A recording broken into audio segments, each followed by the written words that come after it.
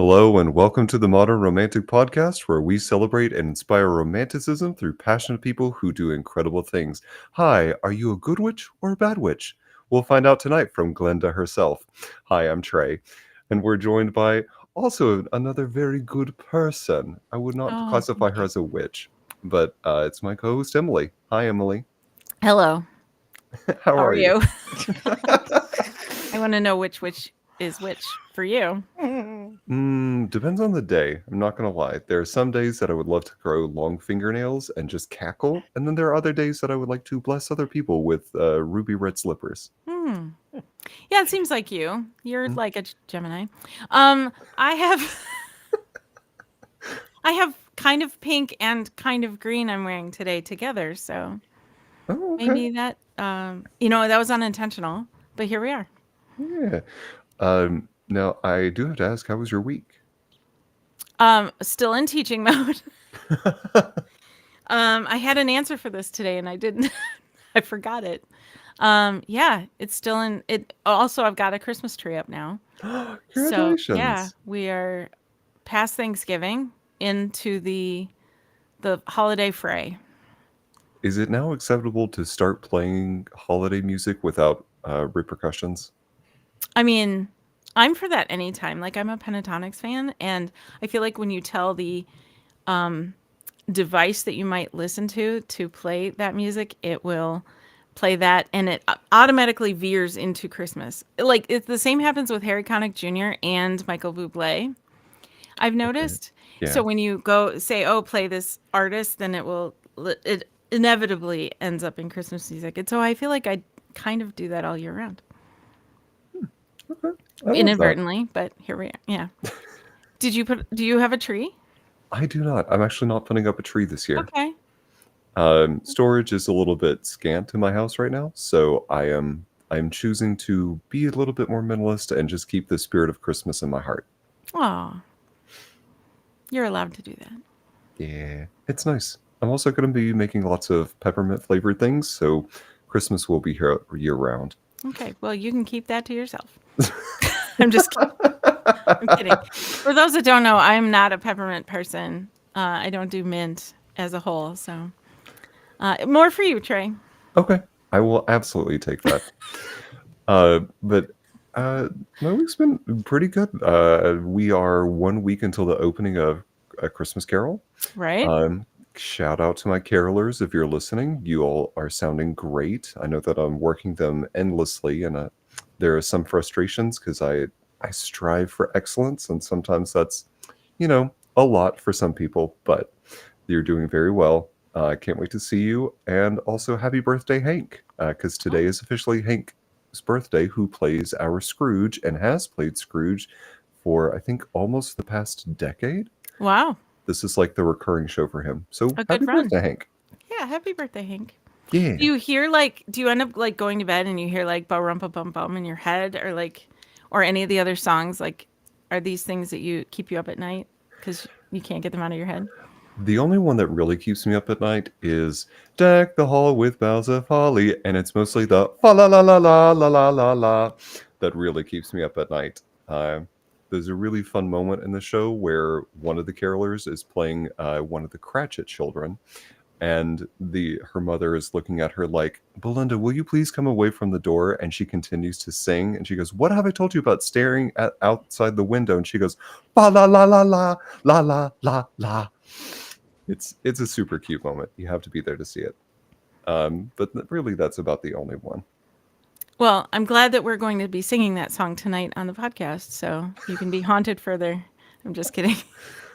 But is it the ghost of Christmas present, past, or future, or all three? Yes.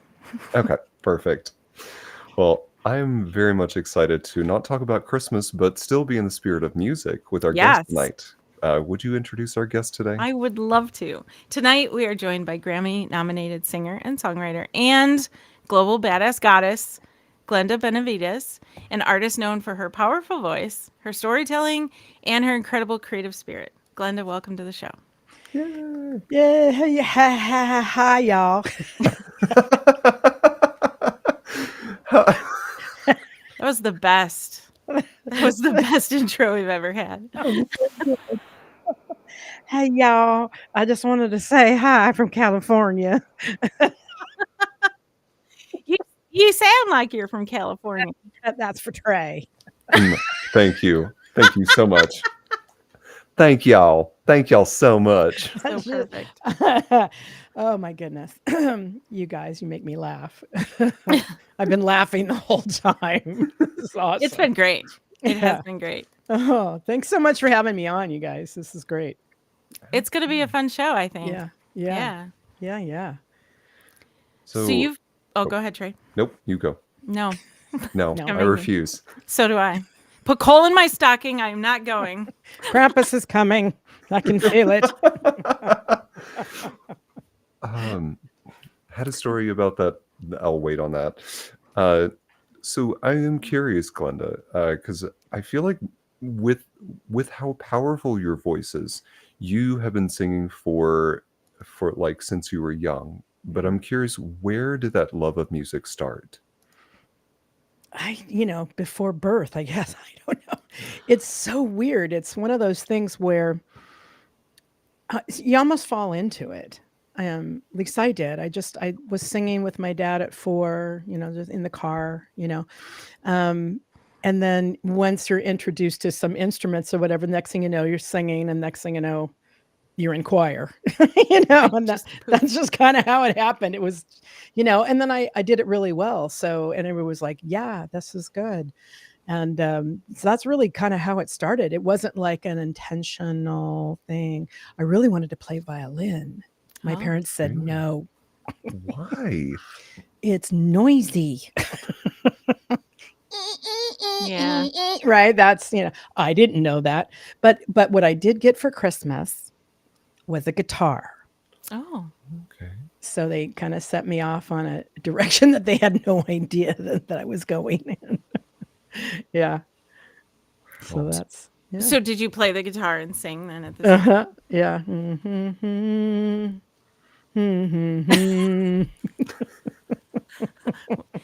Name that tune, Trey.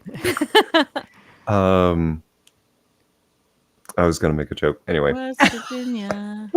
Yep. Country You- road, Yes, take me yes. home to the place. Anyway, Sing it, Trey. not right now. Oh, So- God. No? Okay. No.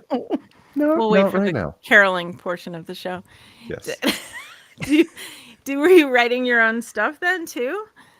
I didn't really start. I mean, I fiddled around with things, but I didn't Yeah. really start writing until when was it? I think my first song was when I was like Heart Crush at like 13, I think 13 or 14. And it was like a Christian group or something. I was just in love with this guy. And so I wrote this song about how much I loved him. And it was, it was a deep song. It kind of went like this. I love you. I love you. That's deep. Do you know what I'm saying? That's really deep. It's really Yeah. It started Wow. there. No, and then I didn't write for years, after that. But yeah. I it's have really innovative. Nobody ever writes about love or heartbreak. No, but I think the fun part for me though was years later, I was on the road with my bands, and I realized that if I was making money and touring and stuff, and it was great. But I realized to really sustain myself in my career at that point, I thought, oh, you got to write original music, you got to get on that. And just about that time, my mom had gotten, precursor. I think she was getting ready to have cancer. And I intuitively knew that. So I decided to come home, and thank God I did, because she got really sick. And at that point, I had a mentor, and a spiritual mentor. And she said to me, and I used to call her all the time crying. I remember I was in Las Vegas and I was like, I hate this, crying about the band and stuff. And she just screamed so loud at me on the phone. She said, get your beep home. And for some reason, it just shook me to the core. And the next thing I know, I was quitting the band. which was so weird. I didn't think I was going to quit ever, anything, especially when it comes to music, right? And Yeah. so I came home and she said, "You need to do inner child work." And that's when I started. And it was really a wax on, wax off moment. I found myself in her house, cleaning her house, in the toilet, scrubbing toilets, going, "I was just on stage last week." You know, it's really a humiliating experience. Sure. Not humiliating, but what would be the word? Humbling. Humbling. Thank Yeah. you. Um, and and it really dove me deeper. And then she said to me, "Okay, Glenn," after 2 weeks of that, she's like, "Okay, what do you really want to do?" And I said, "I really want to write music, and I don't know where to start." And she said, "Okay, you've got 2 weeks. We're going to be in downtown Portland, Oregon, and we're going to be on television for a New Year's Eve broadcast. You need to write me a song. Go." Wow. Yeah. And that was the moment it really started for me. And I went home and I was in a meditation, and I really kind of channeled this song, and it just came. And I wrote down all the lyrics that I had, and I didn't have a melody or anything. And so I went to a really good friend of mine in Portland, and his name was Michael Allen Harrison, fabulous musician, fabulous career. And I came to him and I said, I got this song that I want to do, and I'm going to sing, and no, and I don't have any melody, and I don't have any. He was like, "Give me the lyrics."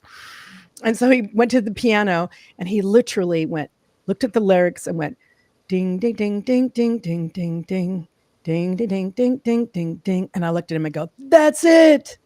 That's the melody." And that song was born from that moment on. That's cool. Yeah, it was really a special moment. Right on the first try is kind of magical. Right? Yeah.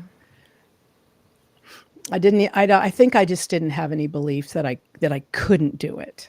You know. Okay. Yeah. I think that's really where it started. It was like, I have to do this. She's depending on me. It was like that. That's really powerful. I feel Yeah. that way for other art forms too. When you go into, or anything in life, if you go into it going, we're just going to do it, Right. instead of, we hope we can do this. When you go into it Maybe. with that Yeah. mindset, Yeah. you seem to be more likely to be successful. Yeah. I think so. Like, we're gonna make it happen. Do you feel like it was, sorry, excuse me. Do you feel like it was more impactful because your mom had that kind of humbling experience, like as a precursor to that? Or do you think that you might have still arrived to that journey and that same kind of point maybe a little bit later on if you had stuck with the band? Yeah, that's a really great question. And I think it was kind of one of those things that layered. So, like, that went down. She yelled at me on the phone. I came home. I got home. And then mom started getting sick. Mm. So it was like those things. And yeah, it was, and if, and it, I mean, I would have come home, obviously, if she was sick, and I would have come home. But this was that final moment where you go, and you probably know this, Trey, and I don't know much about you, Emily, which I have questions. As I'm assuming you're an actor and singer yourself. Of course. And As of it's now. right. It's just one of those moments where you go, "Oh, I'm not giving that up." Like that, Yeah. that's when I do, or that's my life journey, or that's my favorite pastime, or whatever it is for you. It doesn't matter. But I would have for sure come home, but I think that was the moment where it broke. Like there was a broken thing that happened, and it just shook me so loud. It vibrated through my soul that it was like, it just like woke me up. Like, no, you need to come home and do inner child work. Like, you need to handle it now, and it took her being brave and yelling at me like that to like stop me from whining and complaining and staying in something that it was outmoded. I really needed to come home and really get on your path. That path was fine for a while. You've got enough education and worldly experience, but now you need to come home and do this. Hmm. So Yeah. Toilet scrubbing time. Yeah. Wax on, wax off. Everybody knows that. Yes. Okay. It was really that moment. Where do you feel like your musical like language started? Because you have this interesting blend of blues and jazz and soul kind of all mixed together. Where did that fusions really start to come into play for your musical journey? It's really started probably like the fusion started about less than 10 years ago. Because I have done all styles of music through my life. And struggled with it because I kept trying to pigeonhole myself like you need to pick a genre, pick a lane, stay there, you know? And what I've come to realize is that I'm more than that genre.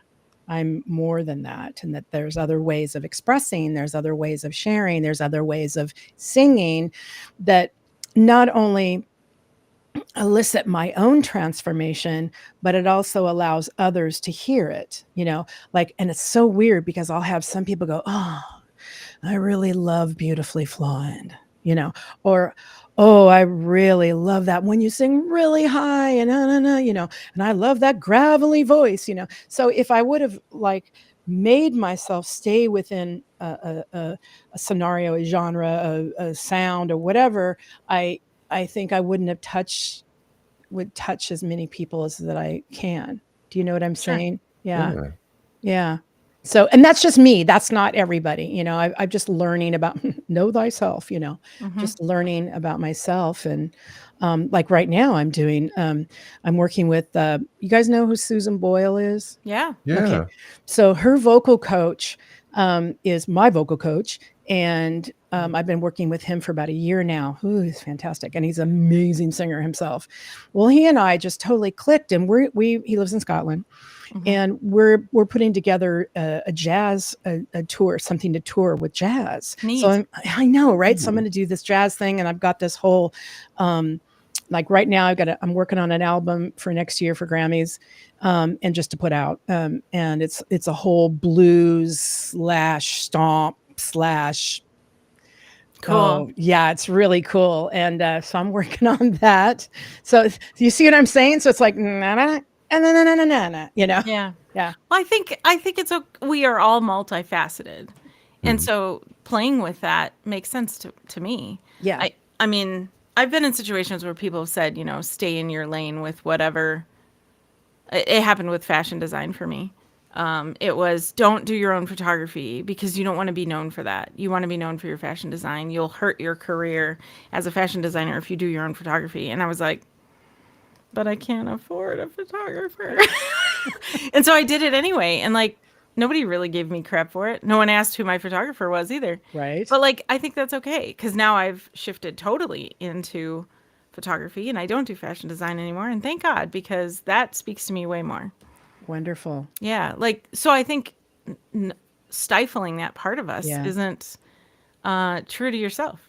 Right. So it makes Well, sense. we evolve, right? We're Hmm. on a journey. So it's like just who you were as a fashion designer, you're going to use that probably in other things, like with your Sure. visual eye, right? While you're taking Mhm. pictures. But it doesn't mean that that's just where you want to stay, you Right. know? Yeah. Maybe. We all have Yeah. different Yeah. aspects of life we want to Well, explore. good for you just to allow that to happen. You know, some people go, "No, I've got to do it like this. You know, I've got to stay Right. here." And I'm sure there are some people, you know, just like some people and they get married at, 19 and 20 and they're still married and they're happily married. Hmm. Mhm. That's their journey, right? Yeah. And I could be wrong, but I feel like there's a quote that Picasso had that was I'm probably wrong on who it was. So I apologize for not attributing it to the right source. But it was learn the rules so that you can know how to break them. Break them. That's Hmm. awesome. Yeah. That's how Trey is like a master waffle maker. Totally. Trey, can I come over for waffles? Absolutely. I will make you strawberry cheesecake waffles. Oh I my love God. it. I love it. How do you do that? Very Mm, carefully and with a little precision, but always mm. with love. Aw. Okay, well, I'm catching a flight, so Okay, Yeah. can you pick me up? sure. Okay, good. CLT. Trey's like, "Oh, help me." I'm gonna have a Grammy-nominated artist. Looking through his cookbook for a waffle recipe. Hide everything. What's happening? I don't know. This girl is coming. I have to pick her up. That wouldn't be the first time we've done that, though. Really? Oh, that's No. awesome. Yeah, we did a photo shoot once where we picked up a guy from Australia at the airport. I Seriously? love We've never it. met him. Yeah, do you remember Turned out to that? be super cool. Oh, I love yeah. it. I love And it. we asked him, we were going to take him out to dinner after the Yeah. photo shoot. And we're like, what do you want for dinner? Because we want to take you out. And he goes, I want something quintessentially American. Nice. And so we thought, okay, where should we take him? Because we've never thought about our own food that way. You know, we like Right? apple pie, you know, but like, what is quintessentially American? So we took him to Waffle House. Oh, that's perfect. Was that when you were living like in the South? Yeah, near Okay. Charlotte. Mhm. Okay. Okay. Yeah, we took him to the Waffle House and we had a great meal. Nice. Oh my God, the Waffle House. I love it. Yeah, I was just last year. I was just in Charlesville. Oh, yeah. Yeah, Charleston. yeah. That was the first time I'd been in that area, so that was really fun. From my girlfriend from Irmo, they took. Oh, yeah. That was quite a drive. Just beautiful and straight. From the airport, yeah. We went. Well, they picked me up. I think I came in Columbia, Okay. which is really close to them. And then, but one day we took a little jaunt down to the water, where Through the low country. the low country, Down to the battery and all the down to the beautiful- battery. Exactly. We walked around the battery. I don't know what accent that is. I'm making up really Yeah, weird that's stuff. Good enough, yeah.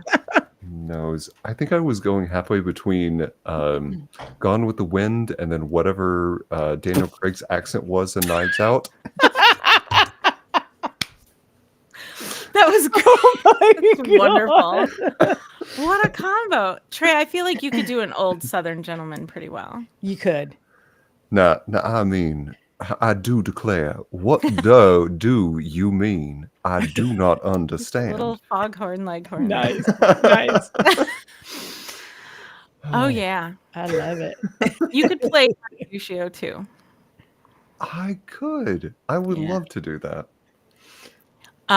We do these script readings once in a while, and we had a Southern Mercutio for Shakespeare for help me, Romeo and Juliet. Thank you. Help me. And it was one of the greatest characters we've ever seen. Wow. Because here we did this thing where we're like, you get to create the character you want. Don't tell us. Just show up as that character, and then we're gonna do the script reading. And so we're all surprised by each other. And so here on the screen, it was live, just like this. I love it. And we just went go. Like we hit record, and we all just did our part. And we did not expect Mercutio to have a Mississippi accent. It was so perfect. I It love was like it. exactly what Mercutio should have been if he was from the States. I love it. Yeah. I was going to ask you guys, are you both do you voice acting at all? Some, yes. I used to do some voiceover for the U.S. Wrestling Alliance in Jacksonville, Florida. And they called me a Yankee because I didn't sound as Southern as they did. And then, just little not too professional stuff here and there. Yeah. Trey, however. So I studied music. I studied opera. I've Wow. since stopped singing opera, but I like to do musical theater. I like to do jazz. Beautiful. And then I have a YouTube channel where I do occasionally either readings of poetry or storytelling. And it's I so love good. it. I Right love here. it. Orphe Tunes is the YouTube channel. Or if you Yeah, thank you. tunes. Oh. Woo. Yeah, it's so good. The Eurydice one. I don't. Wait, it's something in Eurydice. What's the other word? Orpheus and Eurydice. Orpheus and Orphe Tunes. Duh, you'd think I'd get that. I almost said Oedipus and Eurydice, and that's a totally different story. That's a whole different thing. We won't romanticize that tonight. Oh, please don't. Well, I was gonna suggest there is a new group out there called Blood Moon Hollow, and they Ooh. do radio dramas. And I was thinking you guys might want to be I- involved in that. I'm writing this Yes. down. Okay. Say it again. Blood Moon Blood Dramas? Moon Hollow. Blood Moon Hollow. Uh-huh. And they do audio dramas. I think it's Blood Moon Hollow Media, I think. Thanks, Trey. I love that. YouTube channel. Oh, thank you for telling us that. Yeah. I know the guy. I can get you in. I think you guys would be great. I was listening to Trey's voice too. I was like, that'd be great. Trey's Fun- voice is. They have fun characters. Like, yeah, it's really cool. You'll hear some of it. So you said that. Do they do like? They made the dramas, or do they like Both. Okay. Yeah, and they're open to contributions. Yeah. How fun! Yeah. I'm definitely looking that up. Yeah. That's something that we find. I don't know. I say we. I'm not going to speak for Trey. That's not fair. But I find that to be one of those things where like it's not work. I could do that forever See, because it doesn't feel like work. That's awesome. That's that's really that's the way it should be, right? Mm-hmm. That's how Yes. it feels for me too when I'm singing. So yeah. I bet. Yeah. It's like beautiful. Along those lines, when Yeah. it comes to writing your music, Yeah. how do you stay grounded emotionally and mentally when you're writing that music? That's a good question. I think what I've been doing, every song is different. It has its own life. It's like a demon. No,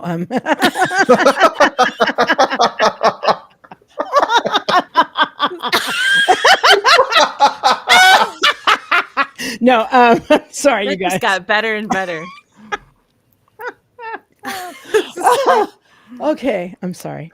That's all right. We can I'm go to a back. commercial break. I'm back. No, I think, like I said, it's always different every time, but I don't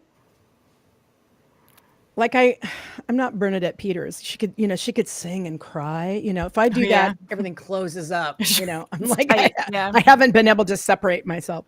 So when I'm writing, that's a different thing. I usually take a subject matter or something that I'm really passionate about or that I really feel like I need to share. From my perspective, obviously. That's And how that works. right. And then I work it, and then I'll either work with somebody that I think is right. Like, for example, I wrote the song Courage. Okay. And I originally worked with my music partner, Gene Williams, who I'm going to introduce you guys to. And we co-wrote it, right? In just a real basic form. Fabulous. It was a good song. Then we wanted to do something else. And then we brought somebody else in. And then there was that version. And then, and now I'm getting ready to do a full show. It's about an hour and 30, 40 minutes.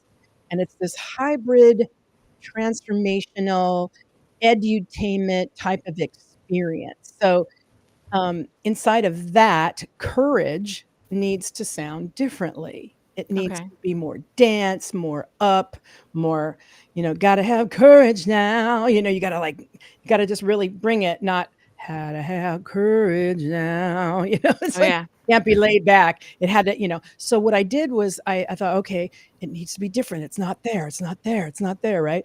And so a buddy of mine from New York, love him, so talented. Really great guy, David Ayala. And so I reached out to David and said, hey, I'm going to do this song. I need to redo this song. Can you, and so I let people do their thing. Like, I don't confine everybody. Like, you got to be, Right. the only comments I gave him, it needs to be up. It needs to be emotional. It needs powerful. Go, and then we formulate it from there. And he came off with this beautiful track. Like, it's amazing. And it's going to be perfect. It's going to fit right where we need it in the show. And it should really bring people up off their seats. So that's what I'm getting ready for next. Cool. It's called Soul on Fire. Okay. It's Good really, title. really cool. It's a multimedia. We've got voiceover. We've got then I'll come out and I'll tell stories and I'll sing inside of a conversation around courage, clarity, confidence, commitment, community, that kind of thing. That's my thing. So That sounds great. yeah, so it's kind of like this weird concert, but I'm in a workshop, but I'm in, it's like it's going to be this hybrid thing. And so far, everybody's gone and went, "What? That's cool." So I'm like, "Okay, good. I'm on the right track." So yeah. Love that. Do you ever mentally go back to that place, like when you're writing or when you're producing something new, where you're going back to that? I'm gonna call it the scrubbing toilet moment, the wax on, wax off moment. Do you ever go like, "Here's my reset base," and like I needed to get back to this, or is that something now so far in your past that you can move on without retouching that?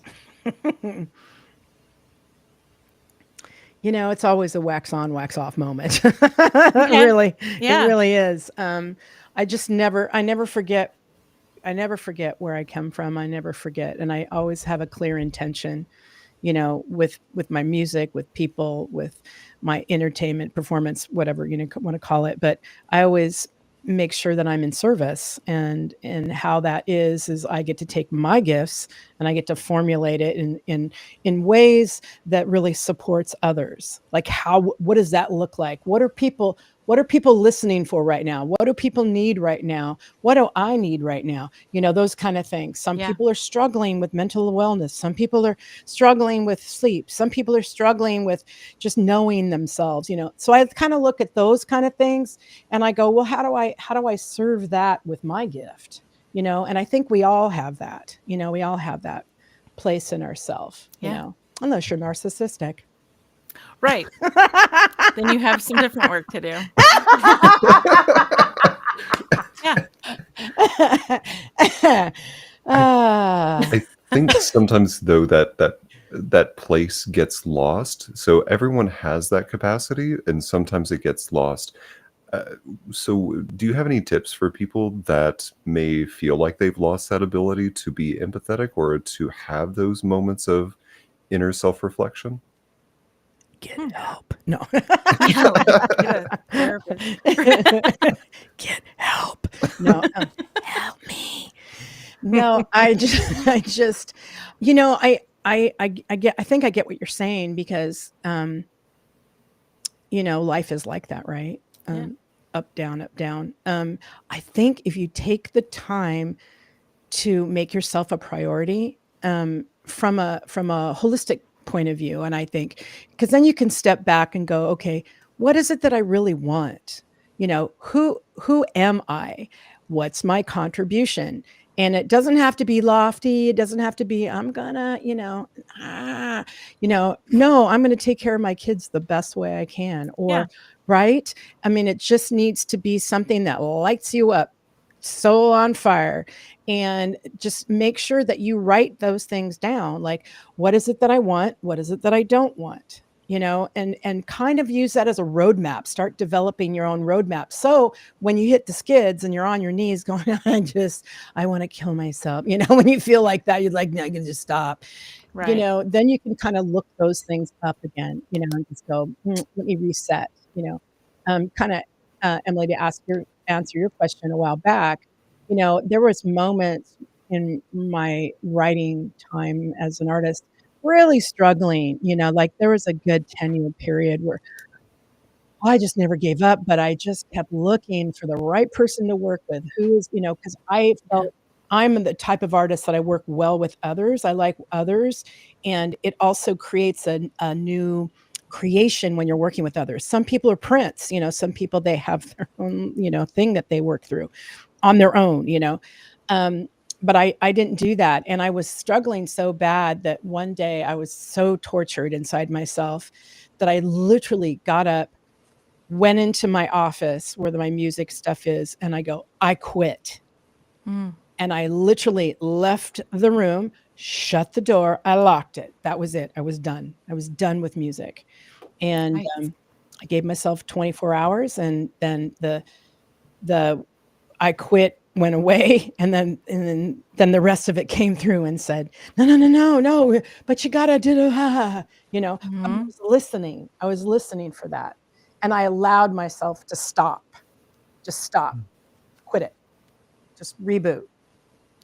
That is a good reboot. I mean, it's an extreme one maybe, but that's what it took. Yeah, And yeah, I get it. yeah. Because otherwise, I was just kind of idling and pretending. Uh, Right. And you don't always realize you're idling. You just know it's something's off. yeah, So getting to that point sometimes is the part that takes time. yeah, yeah. What is something about what you do? Like what is it that you see at some point where you go, "Oh yeah, this is why I do what I do." Yeah, it's when I'm on stage. Yeah. Yeah. And you see people and you watch them light up, or you watch them go, I never thought about that.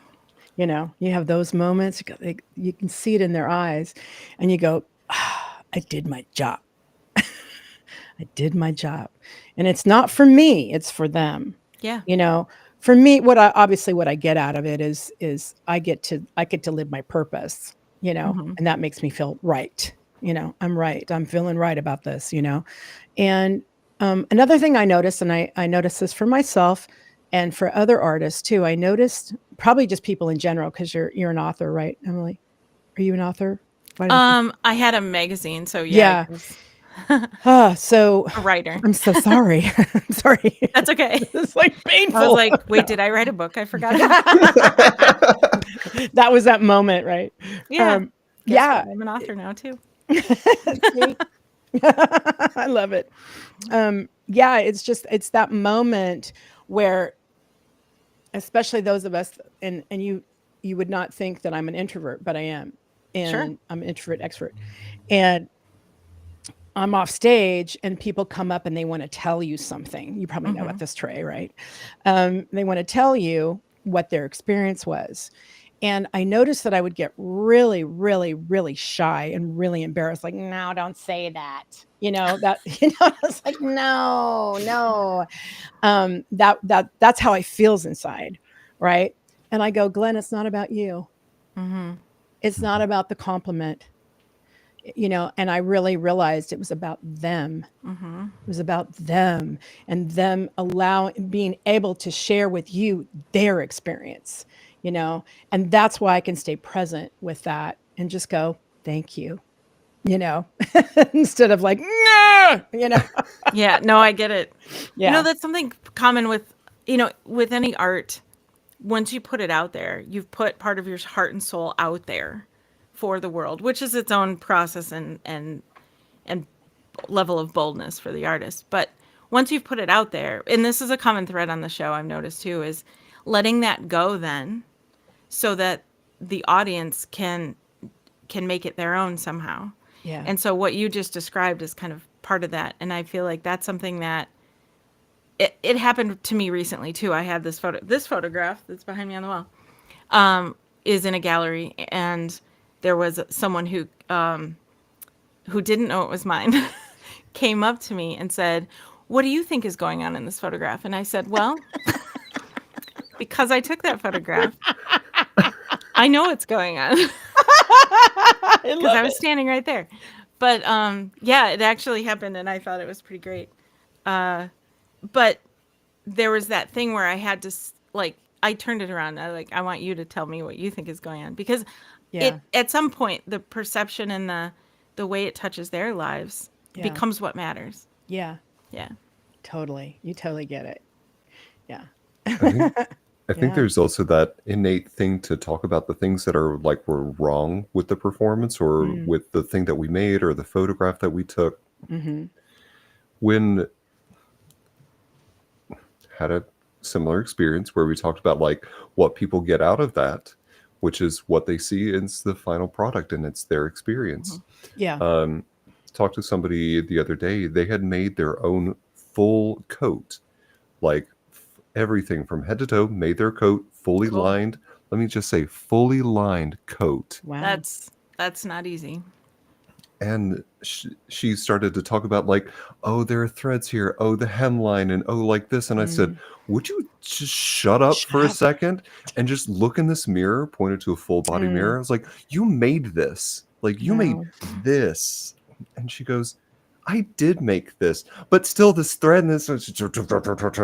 No, it's about the whole thing that you made. You're the only person that's going to know about those little details. Yeah. Everyone else is just going to experience the end product, and Yeah. that's what people are excited about.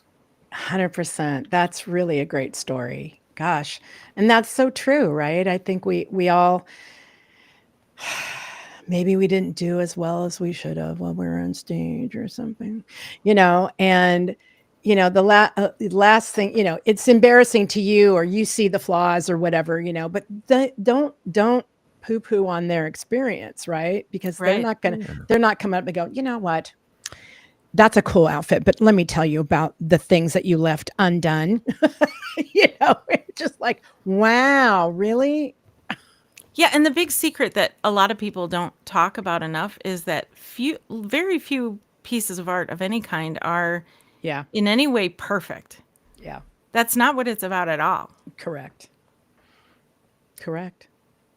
So, What's the both you and Trey, what is a thing or an experience that you were the most excited or proud about?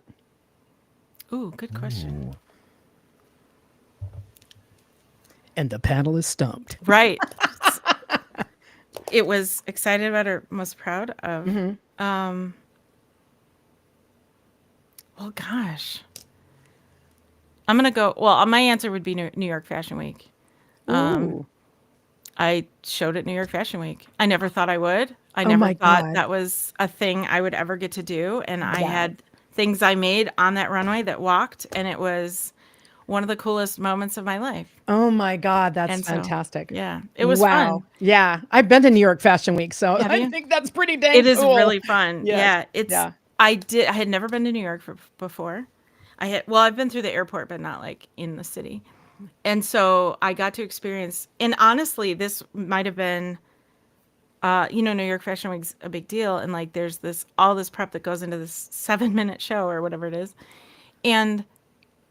but like the thing that impacted me maybe more than that, which I hate to say this, but maybe I don't hate to say it, it was the vibe of the city that they talk about is so much more real than you think if you've never been there. Yeah.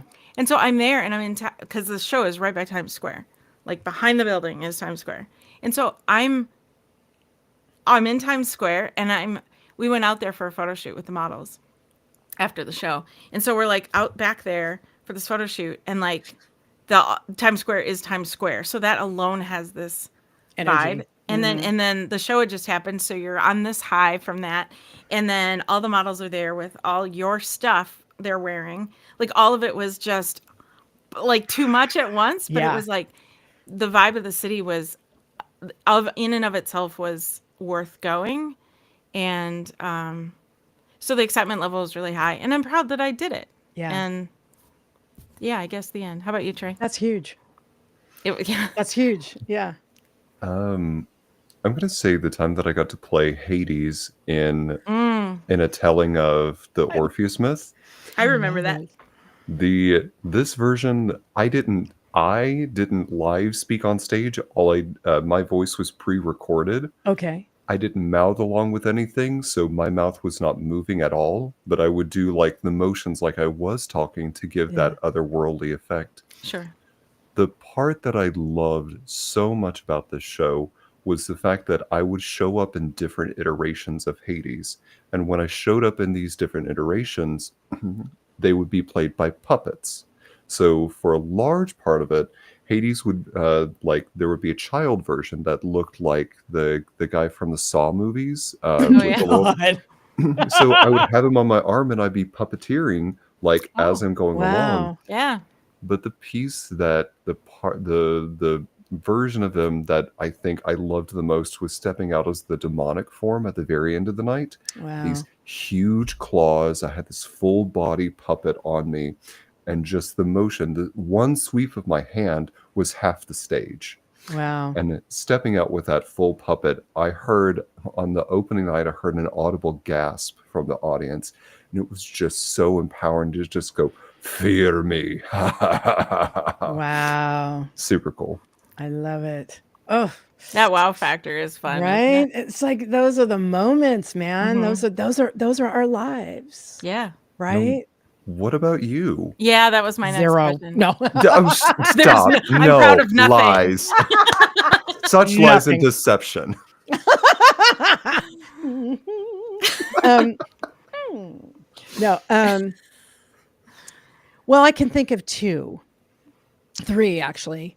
One was in the south of France. I was at a music conference the very first time ever, and it's a world music conference, right? It's not around anymore, but it was called Meedem.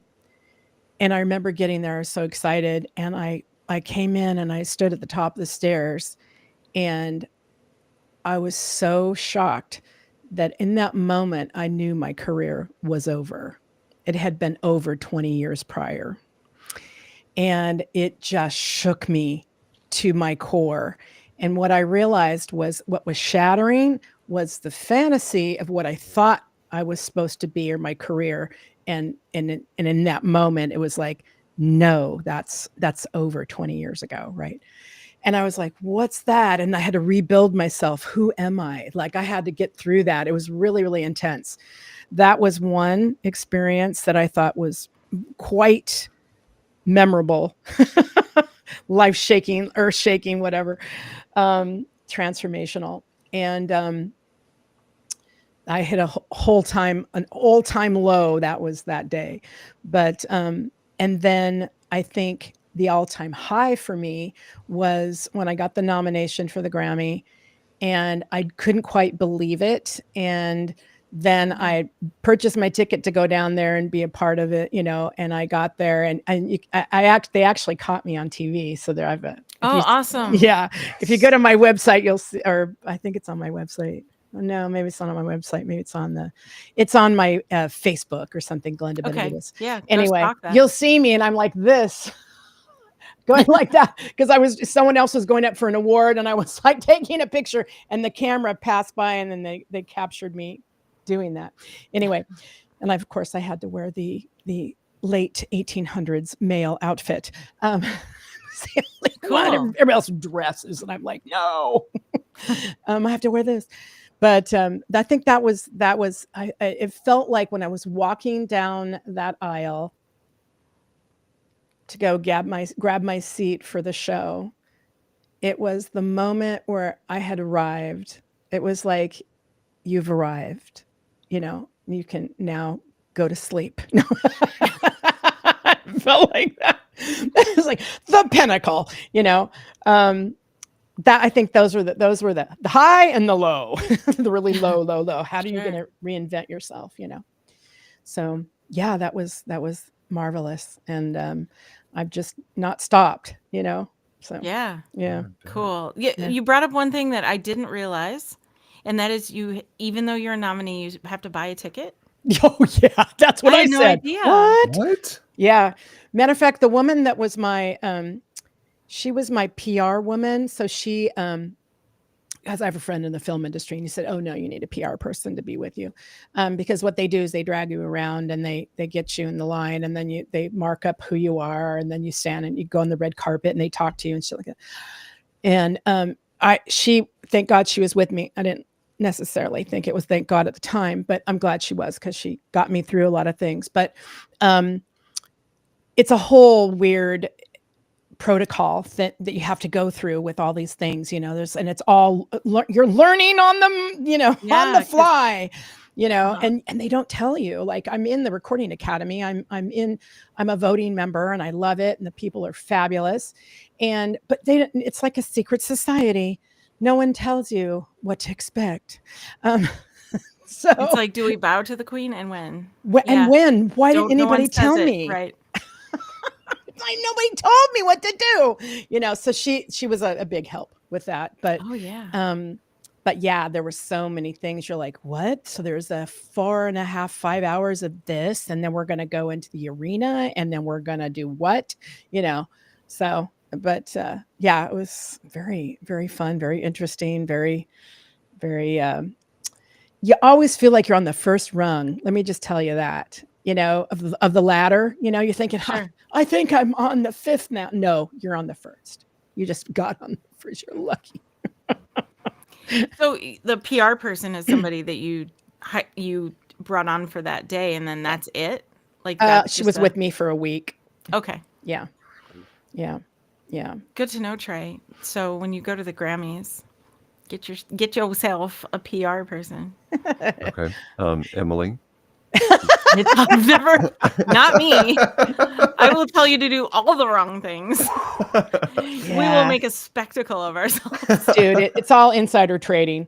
Yeah, Right. Yeah. You don't want to. Grammys are expensive, you guys. It's better to watch on TV. Watch CBS. You're gonna see way more upfront instead of the nosebleed section for $500. Oh yeah. Jeez. But I could see why, as a nominee, you definitely want to try to. Oh yeah, yeah. Yeah. Of course. You want to be there. You want to see if you're gonna win. Yeah. You find out during the day run. Yeah. So you find out when they announce it on the stage, right? It's called the pre-show. So in the Okay. pre-show, that's during the day from 11 a.m. till about 5. Okay. You'll get to hear everybody, and the nominee is Beyonce, da da da da da da da, and then they go, and the winner is Beyonce.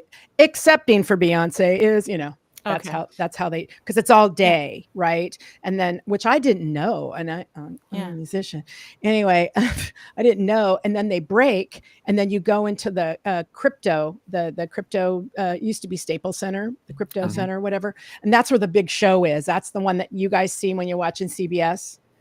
Okay. For the Grammys. Well, That's what you guys see, and you only see Right. like, I don't know, maybe 5 or 10 awards max, right? I think. Yeah, because there's all the performances, and they make Yes. it like more of a show than Yes.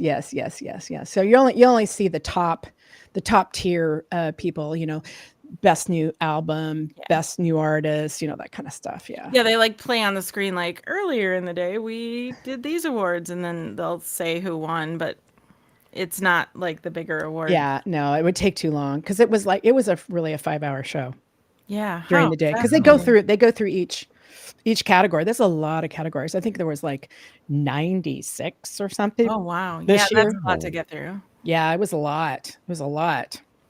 But it's so fabulous. I tell you, you guys, it was really wonderful because when you walk in, you are in your group. Like everybody that you look at is a musician or a producer or a songwriter or something, and you just kind of go, oh my God, this is camp. This is like really neat. You get to, Your tribe, yeah. yeah, and you can actually meet people, and and if and everybody's cool about it, and there's all ages there. I saw some really older people, and I saw really young kids, not kids, but youngsters, like 20-year-olds. And that part was neat because you go, well, I can talk to anybody. And I met some guys from Chicago. I met guys from France. I met, it was beautiful and really wonderful artistry too. Just fabulous. Like music, you just like, oh my God, why isn't this on the radio? This beautiful, beautiful talent, art, music is great. Yeah, it's fabulous. There's so much music out there that should be on the radio that isn't. Yeah. And I agree. yeah. It's a closed system, It's the record companies. They're a business. They, we know who's going to win. It's going to be Beyonce because she's got a tour coming up. So we got to, have her, it's like that, it's just, plus a lot of times the record companies too, like I'm a voting member. So I vote, and so do 20 other thousand people that are in our group, our category, the Academy get to vote. And so, maybe a record company has 200 people that are voters. Well, guess who they're going to vote for? Yeah. Their person. Well, that's just my opinion. I don't know if that's true or not, but I'm suspicious. So I could see why. yeah. So tell us real quick about Global Badass Goddess. Yay. So it all started in my kitchen in Santa Cruz, California. As all the best things do. Right. And a girlfriend of mine, we were standing there, she was talking, and she said, "You're a badass goddess." And I said, "What?" And I immediately thought, "Oh, don't know." And then I stopped for a second. I go, "What are you doing? She's giving you a compliment." And I was like, "Really?" And then I thought, "Okay." And then I kind of thought about it for a while, and I took that on as a kind of a pillar to live through. And so I thought, you know what, I'm going to redefine badass. So, because a lot of times a badass, well, that means you're going to hurt somebody or choke them or something. It's like, no, be aggressive.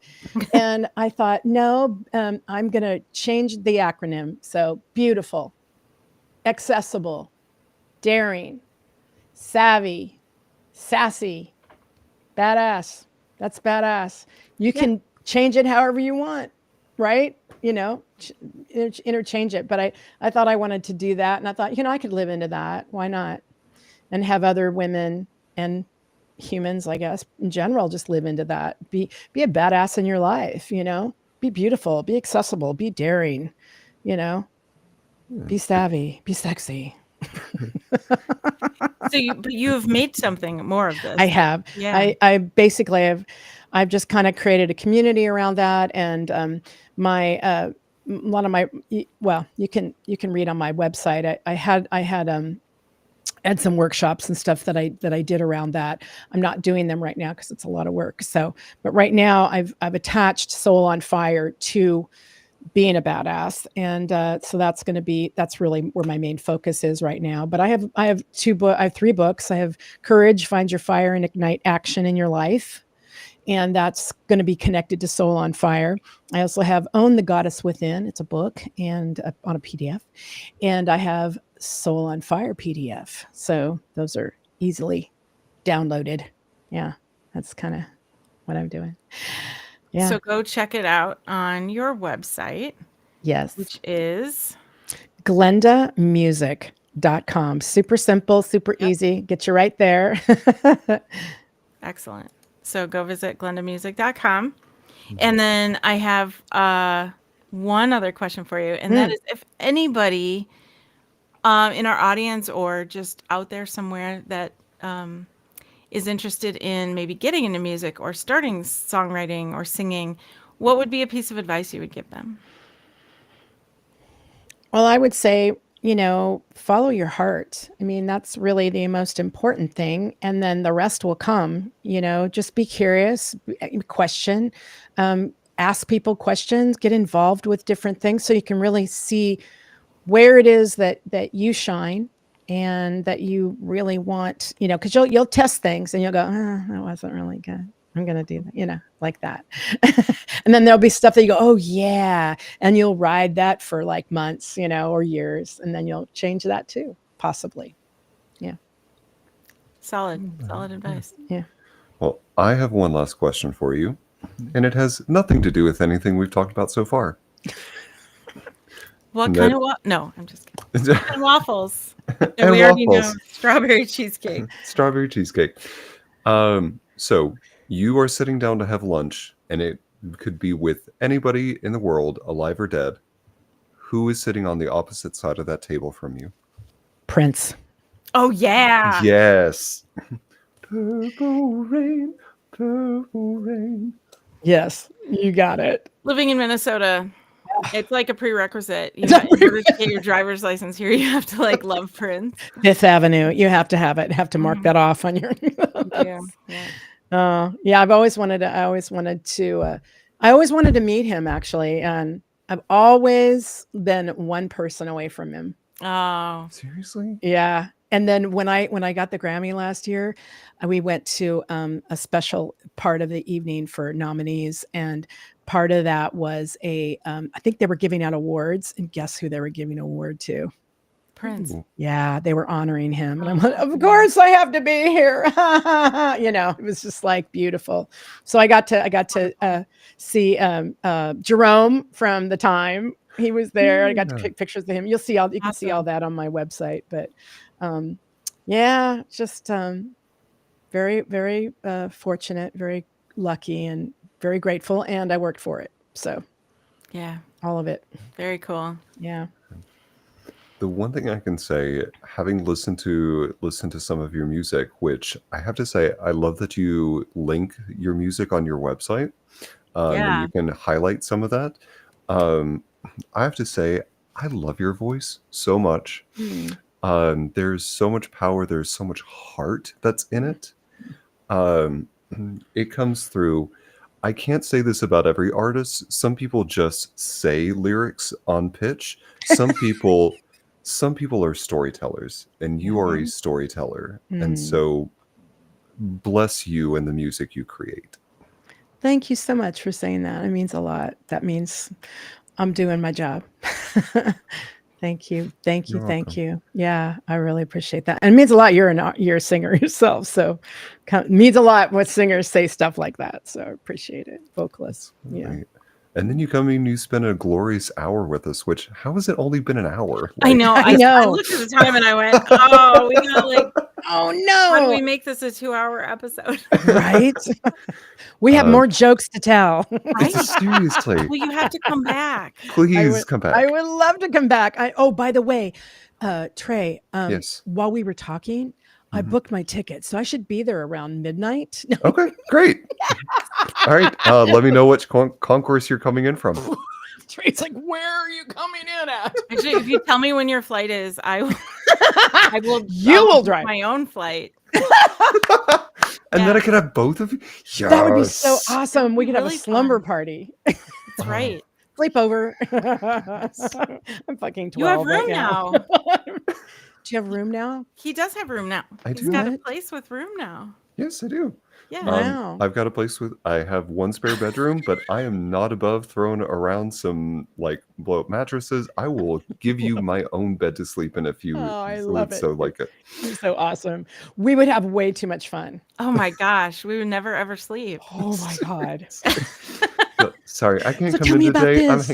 I'm hanging out with a cool person today. I can't work. Goodbye. I can't work. I'm not coming in. Oh my gosh. We've had popcorn. We've watched movies. We're now doing audio dramas. That would be great. You guys have to, I'm totally going to, once we go off the air, I'll give you that info. Thank you. That would Yeah. be fun. Yeah. Thank That'd be you. great. Not Well, that I'm hurry. trying to keep it a secret. Blood Moon Hollow. Wrap it up, Trey. We've got Okay. information to Seriously, but Glenda, thank you so much for spending an hour with us today. You are an incredible human, and I can't wait to have you Thank you. back. Yeah, thanks for being here. This has been awesome. As we wrap this episode up, more episodes can be found through our website, themodrom.com, or wherever you listen to podcasts. Thank you all so much for watching us today. If you would like to, we also have a Patreon. Feel free to support us wherever you can. We're on Patreon under The Mod Rom. Thanks so much for tuning in. Happy holidays, everyone.